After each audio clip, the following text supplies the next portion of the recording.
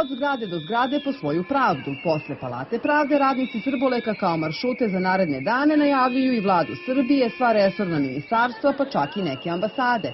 Kako kažu, postali su socijalni slučajevi iako imaju stalan posao i za to optužuju niškog biznismena Jovana Stefanovića zvanog Nini, koji im ne uplaćuje ni plate ni doprinose.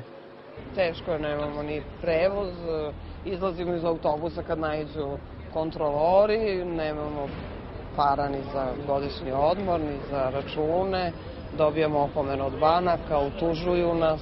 Kod njega je sistem na jedno 5 meseci, kad mi pritisnemo on da, ali više ni to. Ovo je već 5. mesec da ne daje ni minimalce. I teško je, strašno je teško, došlo je do dna, totalnog dna.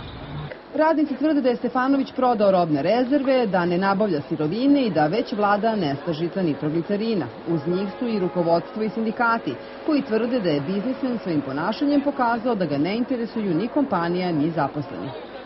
Sama firma MD Nini duguje negde oko 800-900 miliona, uračunajući i one stvari koje on sam sebi davao tu neku vrstu skonto rabati. Znači, smatram da kad bi on vratio sav taj dug, mogli bi da stanemo, da vratimo kredite, da ljudi podele platu. Vlasnik apsolutno nije ni imao nameru da se bavi onom proizvodnom zbog čega je kupio Srbolek. On je samo isisavao kapital, znate, i on je verovatno imao neke sasvim druge namere nego što je to na ovakav način proizvodnja lekova.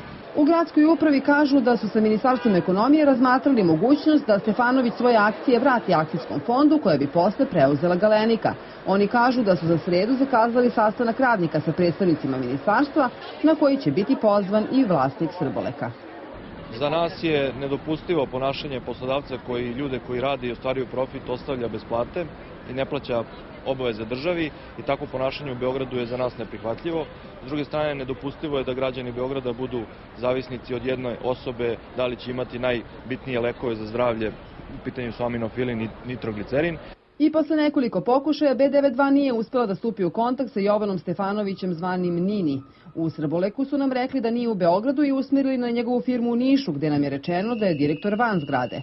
Inače, problem u fabrici pokušala da reši Agencija za mirno rešavanje sporova, ali se Stefanović nije pojavio ni na jednom razgovoru i čak je angažovao privatno obezbeđenje koje je radnicima zabranilo da uđu u zgradu fabrike. Niški biznismen poznat je široj javnosti po spornoj privatizaciji Jugoremedije, a pored njega oko 15% Srboleka ima biznismen Predrag Ranković Peconi.